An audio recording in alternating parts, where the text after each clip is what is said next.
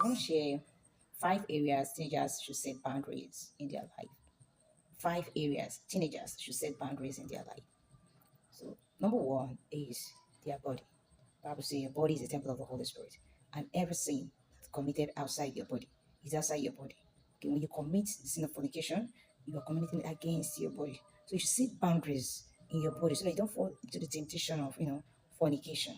Okay, you should know that you should not allow anybody to come close to your private parts. Yes, your lips, your breast, your thighs, okay, your buttocks, your vagina for the male child, your lips too, your chest, your thigh, your penis, your buttocks too.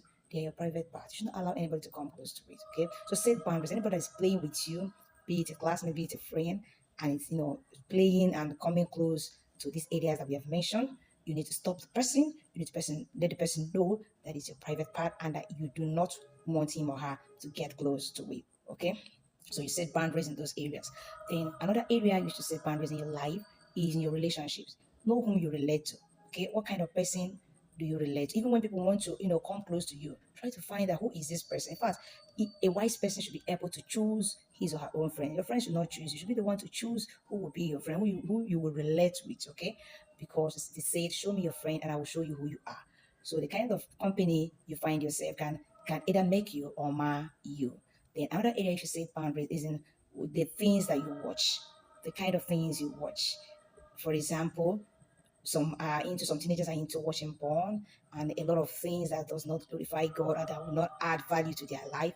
I remember when I was teaching this topic, one of the girls in my class, she said that when she entered into her institution, that she saw it was in the hostel, she saw some people clustered and she wanted to find out what is happening there. Lo and behold, they were watching pornography. And she was shocked because she was not used to it. She was shocked. People were just relaxed and watching these things. She looked at it, she just stepped out of that place.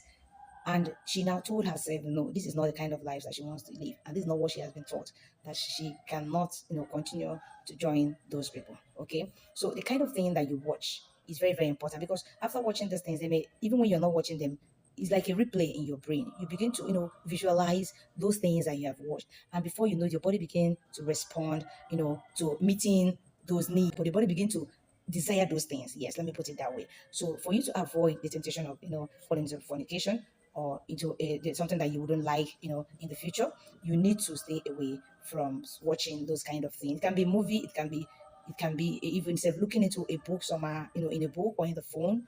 Stay away from such. Then the next one is the kind of thing you listen to. What are the things that you listen to? Okay, what are kind of music that you listen to? Are they music that uplift your spirit? Are they music that glorify the Lord? Are they music that add value to your life? Are they there to to make you to separate you from God? So not only music, sometimes the kind of words that you listen to, as a young girl, a guy can call you and begin to rap all sorts of love song and love poems and all that. The more you listen to those things, the more you succumb.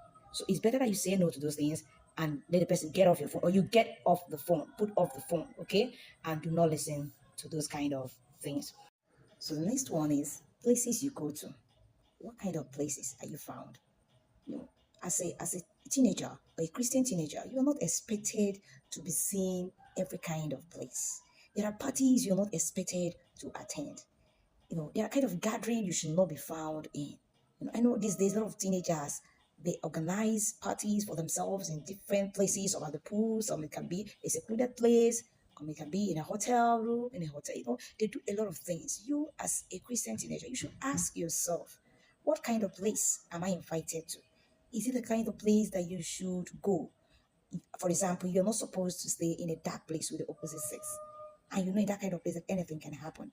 You're not supposed to stay, alone in a room with an opposite sex. Okay?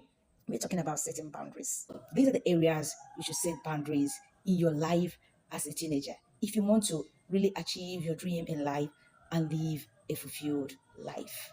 Okay? I'll also be inviting you to join my class with teenagers, School of Life will be coming up soon. So if you want to be a part of it, send me a DM, let me know. You can reach me with the number on the screen.